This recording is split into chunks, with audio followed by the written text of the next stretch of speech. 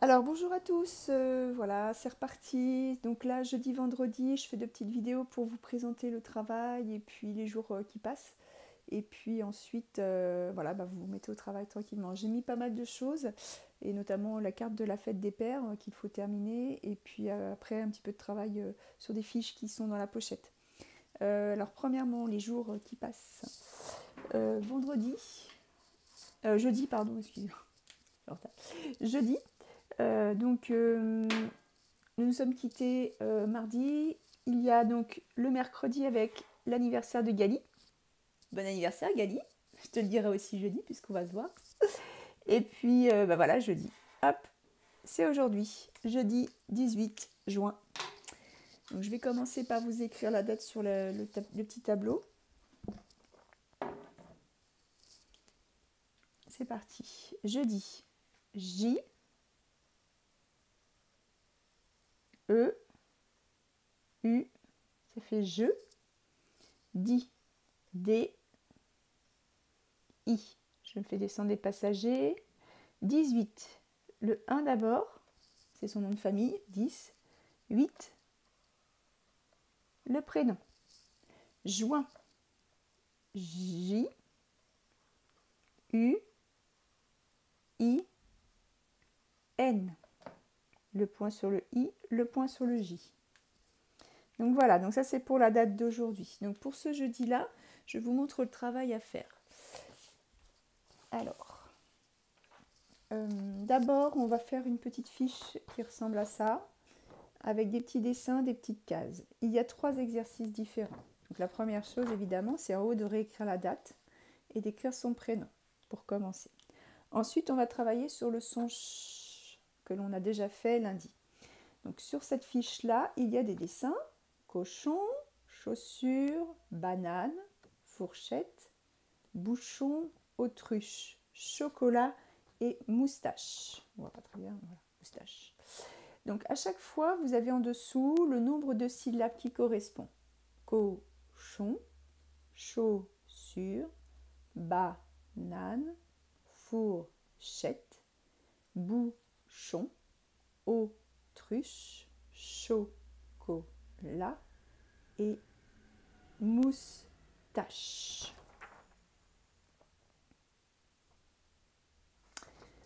Alors, évidemment, il faut trouver l'endroit où on entend le son ch dans chaque mot.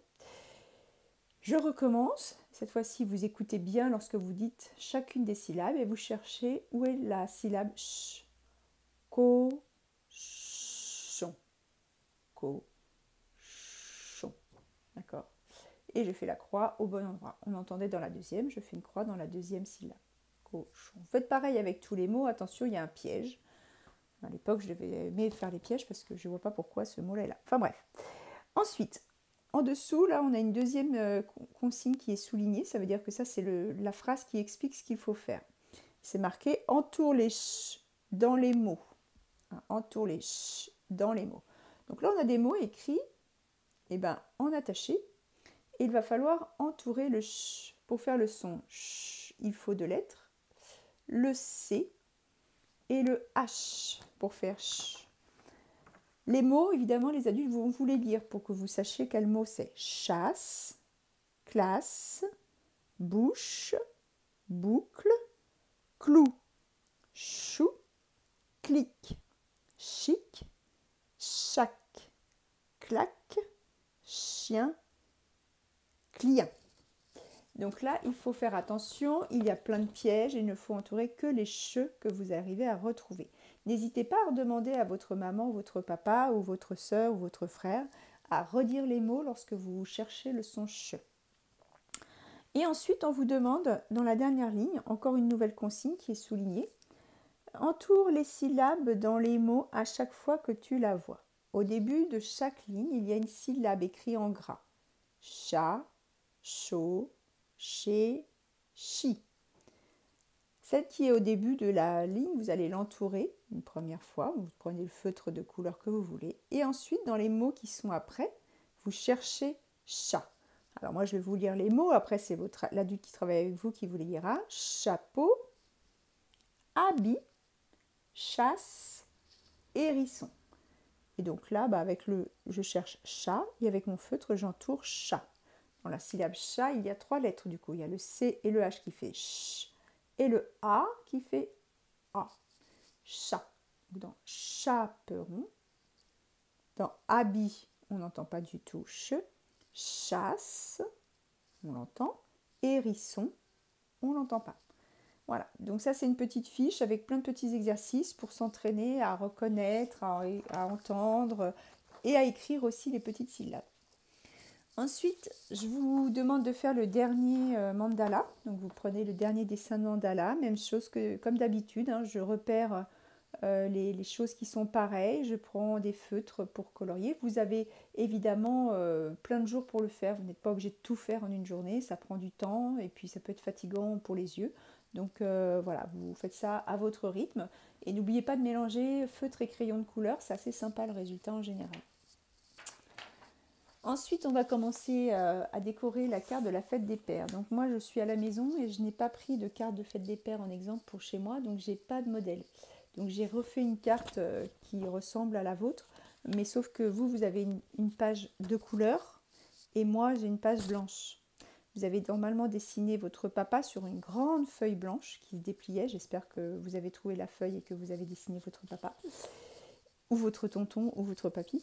Et là, on va s'occuper de la feuille de couleur. Donc il y a un cœur qui est dessiné dessus au crayon à papier. Cette page, elle s'ouvre, cette carte, elle s'ouvre comme ça. Donc elle n'est pas blanche, votre feuille, elle est de couleur et il y a un cœur dessiné dessus.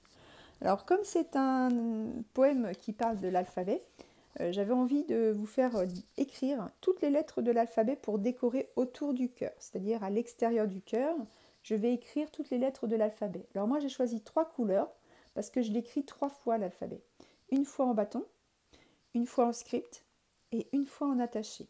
Alors si je vous fais faire ça, c'est que ça vous fait aussi réfléchir et chercher dans votre boîte mémoire toutes les lettres que vous connaissez, que vous savez écrire. Quand vous ne savez pas, vous avez un adulte à côté de vous, vous lui demandez comment elle s'écrit cette lettre. Sur une ardoise, on vous montre le modèle et vous le réécrivez sur votre feuille. Voilà, donc là j'écris 3 fois l'alphabet, ça remplit presque tout l'espace. Après, il y a le cœur qui est dessiné au crayon à papier. Donc moi j'ai décidé de faire un décor sur le trait. Donc comme si c'était de la couture. Voilà, donc j'ai fait une sorte des petites croix, des points et des petits traits pour décorer en faisant un rythme. Et puis à l'intérieur, j'ai mis plein de petits cœurs. Voilà, donc pour décorer. Alors j'ai mélangé plein de couleurs, fallait peut-être pas en mettre autant. Puis vous, comme vous avez une feuille de couleurs, il va falloir que vous choisissiez les couleurs qui se voient bien. Parce que du coup, à l'école, j'aurais fait ça avec des feutres Posca, mais comme on n'est pas à l'école et qu'on est à la maison, voilà, vous utilisez des feutres que vous voulez. Si vous avez des stylos argentés, pailletés, n'hésitez pas à les utiliser. Même dans le cœur, si vous voulez coller des objets, coller des petites gommettes ou quoi que ce soit, n'hésitez pas. Le principal du travail, là, c'est vraiment écrire les lettres de l'alphabet pour décorer la première page. Voilà. Eh bien, écoutez, je vous laisse et puis je fais une deuxième vidéo pour vendredi. Ciao!